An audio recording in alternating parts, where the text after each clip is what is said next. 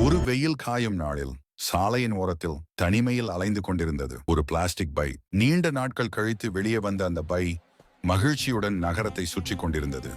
ஆனால் ஒரு மூலையில் ஒரு பெரும் கூட்டம், கொடி, வாசகம், பேனர் அங்கே எழுதப்பட்டிருந்தது. ஆகஸ்ட் 1 காகித தினம். பார்ப்பதற்கே பளபளப்பாக இருந்தது. ஆனால் அந்த பிளாஸ்டிக் பைக்குள் கொந்தளிப்பு. மனிதர்கள் யாரும் அதை கவனிக்கல. எல்லாரும் என்ன மறந்து பேப்பர் டே கொண்டாடுறீங்க? கடவுளே, எனக்கு கேள்விகள் உள்ளன, பதில்கள் தேவை. பிளாஸ்டிக் கோவத்தில் கொந்தளித்ததை கண்ட கடவுள் பிளாஸ்டிக்கை அழைத்தார். பிளாஸ்டிக், என் அருகே வா. ஏன் இந்த கோபம்? உடனே பிளாஸ்டிக் பறந்து சென்று கடவுள் முன் நின்று கேட்டது, இந்த காகிதம் யார்? எங்கிருந்து வந்தான்? காகிதத்தை ஏன் மக்கள் கொண்டாடுகிறார்கள்? பொறுமை பிளாஸ்டிக். காகிதம் எங்கு உருவானது, எப்படி இந்தியாவிற்கு வந்தது என்று கூறுகிறேன் கேள். காகிதம் முதன்முறையாக சீனாவில் கிபி 105ஆம் ஆண்டில் உருவாக்கப்பட்டது. ஷைலூன் என்ற அரச மந்திரி மரத்தூள், மூங்கில், பழைய துணிகள் போன்ற பொருட்களை பயன்படுத்தி மனித வரலாற்றில் முதல் முறையாக காகிதம் தயாரித்தார். இந்த தொழில்நுட்பம் நூற்றாண்டுகளாக சீனர்களால் ரகசியமாக பாதுகாக்கப்பட்டது. ஆனால் அந்த ரகசியம் வெளியேறியது ஒரு முக்கியமான போர் வழியாக. கிபி 751 மத்திய ஆசியாவில் உள்ள தாலஸ் நதிக்கரையில் அரபு அப்பாசித் பேரரசும் சீன தாங் பேரரசும் போர் செய்தன. இதுதான் தாலஸ் போர். இந்த போரில் அரபு இராணுவம் வெற்றி பெற்றது. அப்பொழுது சில சீன காகித தொழிலாளர்கள் மற்றும் விஞ்ஞானிகள் கைது செய்யப்பட்டனர். அவர்களை சமர்கந்திற்கு கொண்டு செல்லப்பட்டு காகிதம் தயாரிக்கும் தொழில்நுட்பங்களை வெளிப்படுத்த கட்டாயப்படுத்தப்பட்டனர்.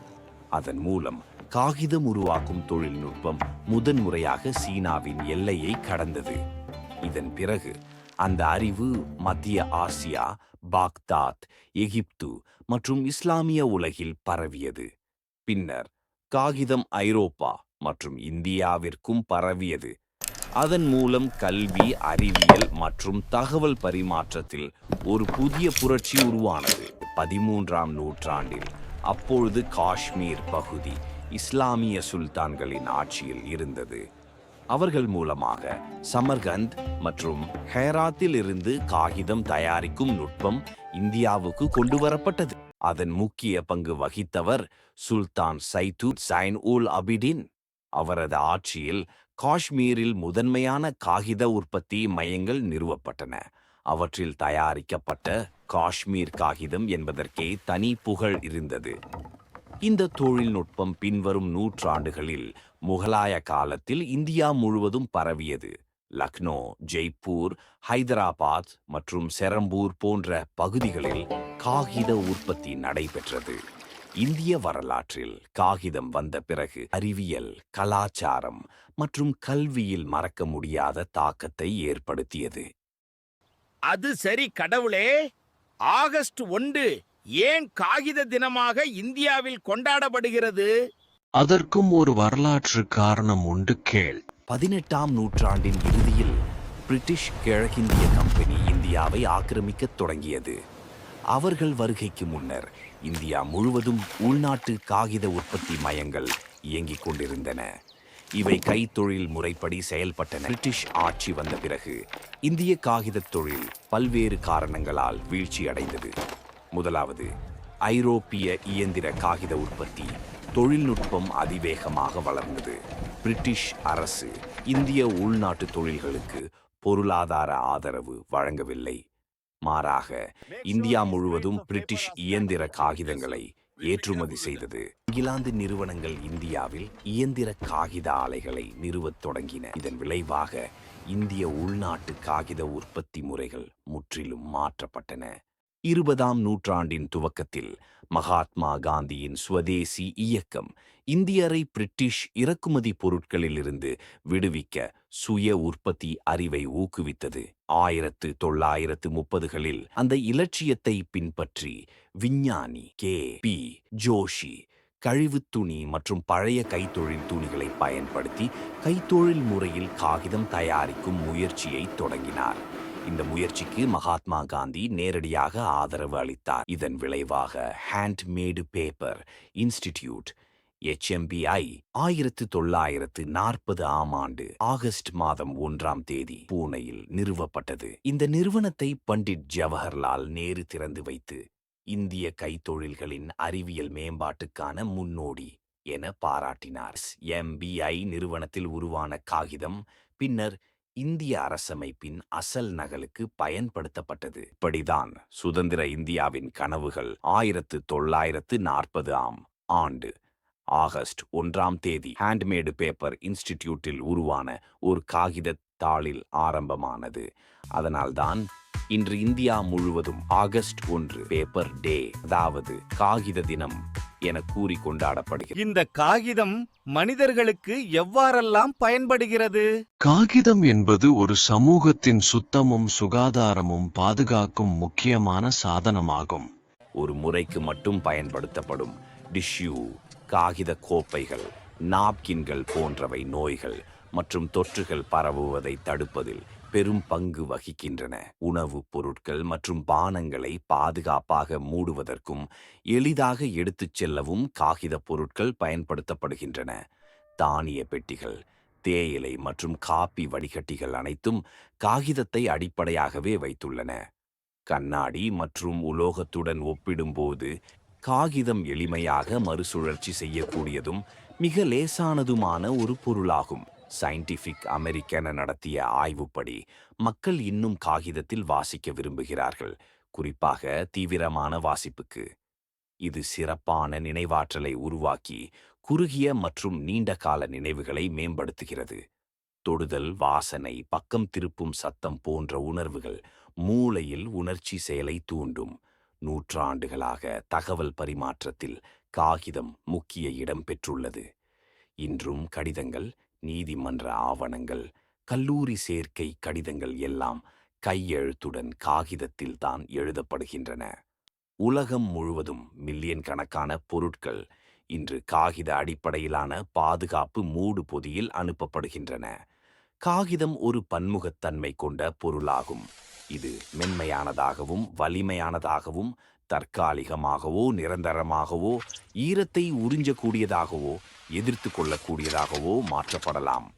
இதை மடிக்க, திரிக்க, மடித்து பூட்ட, வளைத்து உருவாக்க அல்லது மெழுகு, வண்ணம், துணி, பிளாஸ்டிக், உலோகத்துடன் இணைக்கவும் முடியும். இது ஒரு பக்கம் வடிகட்டியாகவும் மறுபக்கம் பாதுகாப்பு தடையாகவும் செயல்படக்கூடியது. இயற்கையைப் போன்றது காகிதம். காகிதம் என்பது இயற்கையிலிருந்து கிடைக்கும் நார்களால் தயாரிக்கப்படும் பொருள். இது மண்ணில் கரையும் தன்மை கொண்டதுடன் வேதிப்பொருள் அல்லது பிளாஸ்டிக் போல தீவிரமாக சுற்றுச்சூழலை பாதிக்காது. இயற்கையுடன் இணைந்த வாழ்க்கை முறைக்கு இது ஏற்றது. பழைய காகிதங்களை புதிய பொருட்களாக மாற்றுவது மிகவும் எளிது. இதனால் புதிய மரங்களை வெட்ட வேண்டிய தேவை குறைகிறது. மறுசுழற்சி செய்யக்கூடிய காகிதம் சுற்றுச்சூழலுக்கு வரப்பிரசாதமாகும். இந்தியாவில் உள்ள பெரும்பாலான காகித தொழிற்சாலைகள் தங்கள் தேவைக்கு தேவையான மரங்களை தாங்களே வளர்த்து பாதுகாக்கின்றன. தனியார் மர வளர்ப்பு, தண்ணீர் மேலாண்மை மற்றும் நிலைத்த விவசாய முறைகள் மூலம் அவர்கள் இயற்கையை பாதுகாப்பதுடன் தொழில்துறை வளர்ச்சியையும் சமநிலையில் வைத்துள்ளனர். இது ஒரு பசுமை புரட்சியாகவே பார்க்கப்படுகிறது. பிளாஸ்டிக் மற்றும் உலோகப் பொருட்களுடன் ஒப்பிடும்போது காகித உற்பத்திக்கு குறைந்த எரிசக்தி, குறைந்த நீர் மட்டுமே தேவைப்படும். இதனால் கார்பன் வெளியீடு குறைவாக இருக்கும். சுற்றுச்சூழலுக்கு ஏற்படும் அழிவையும் இது தடுக்கிறது. இது மீண்டும் பயன்படுத்தக்கூடியது, கரையக்கூடியது, இயற்கைக்கு பாதுகாப்பானது. எனவே பசுமை உலகிற்கான சிறந்த நண்பன் காகிதம். ஆனால் காகிதம் எவ்வாறு மனித உணர்வுகளுடன் கலந்த உன்னதமான படைப்பாகும்? இதற்கு நான் காகிதமாக மாறி உனக்கு பதில் கூற விரும்புகிறேன் என்று கூறிவிட்டு கடவுள் கையை அசைத்து அழகான ஒரு வெள்ளை காகிதமாக மாறினார். காகிதம் எவ்வாறு மனிதர்களின் பிறப்பு முதல் இறப்பு வரை அவர்களின் உணர்வுகளுடனும் கலந்துள்ளது என்று இப்போது கூறுகிறேன் கேள். குழந்தை எழுதும் முதல் எழுத்து நான், அவனின் பள்ளி படிப்பும் நான், விளையாட்டில் அவன் விடும் பட்டம் நான், கல்லூரிக்கு சென்று படித்து வாங்கும் பட்டமும் நான், அவனின் நேர்காணலுக்கு சுய விபரம் நான், அப்பாயின்மெண்ட் ஆர்டரும் நான், முதல் சம்பளமும் நான், காதல் கடிதம் நான், கல்யாண பத்திரிகையும் நான், அலங்கார தோரணங்கள் நான், தூரத்து கடிதமும் நான், பாட்டியின் சமையல் குறிப்பு நான், தாத்தாவின் அம்புலி மாமா கதைகளும் நான், நூலகம் நான், பலகார தட்டும் நான், திரைக்கதையும் நான், திரையரங்க அனுமதி சீட்டும் நான், பயண சீட்டும் நான், பாஸ்போர்ட்டும் நான், உலக வரைபடம் நான், உள்ளூர் விலாசமும் நான், ஓவியமும் நான், இசைக்குறிப்பும் நான், மருத்துவரின் புரியாத கையெழுத்து நான், அதை மருந்து கடைக்காரருக்கு புரிய வைக்கும் மருந்து சீட்டும் நான், அறிவியல் வளர்ச்சி நான், ஆன்மீக புராணங்கள் நான், வரலாற்று குறிப்பு நான், எதிர்கால ஜோசியம் நான், மளிகை கடை பாக்கியும் நான், பெருநிறுவனத்தின் பேலன்ஸ் ஷீட்டும் நான், வீட்டு பட்ஜெட்டும் நான், நாட்டு பட்ஜெட்டும் நான், அப்துல் கலாமின் அக்கினி சிறகும் நான், அவரின் பிரபலமான வரிகளும் நான். Past is a waste paper, present is a newspaper, future is a question paper. So read and write carefully, otherwise your life will become tissue paper. கணினி மாதிரியும் நான், ஒரிகேமி கலையும் நான், தேசிய கொடியும் நான், தேசத்தின் எல்லையை காக்கும் இராணுவ வீரர்களின் நெஞ்சில் இருக்கும் குடும்ப புகைப்படம் நான், குழந்தையின் பிறப்பு சான்றிதழும் நான், இறுதியில் மனிதனின் இறப்பு சான்றிதழும் நான். நான் இப்படித்தான் மனிதர்களின் உணர்வுகளோடு பயணிக்கிறேன். நான் அழிவில்லாதவன், நீ எளிதில் மக்கிப் போகக்கூடியவன், நீ எப்படி சிறந்தவனாக முடியும்? அந்த அழிவில்லா தன்மையால் தான் நீ சுற்றுச்சூழலுக்கு தீங்கு விளைவிக்கிறாய். என்னால் எந்த தீங்கும் ஏற்படுவதில்லை. நீ நம் பூமிக்கு ஒரு நச்சுப்பொருளாக மாறிக்கொண்டிருக்கிறாய். பிளாஸ்டிக் சுலபமாக கரையாது. ஒரு பிளாஸ்டிக் மூடி கூட மண்ணில் கரைய 100 ஆண்டுகள் தேவைப்படும். பிளாஸ்டிக் கழிவுகள் நிலத்தில் ஊறாமல் தடுப்பதால் நீர் நிலத்துக்குள் செல்ல முடியாது. இதன் விளைவாக நிலத்தடி நீர் குறைவாகிறது, விவசாயம் பாதிக்கப்படுகிறது.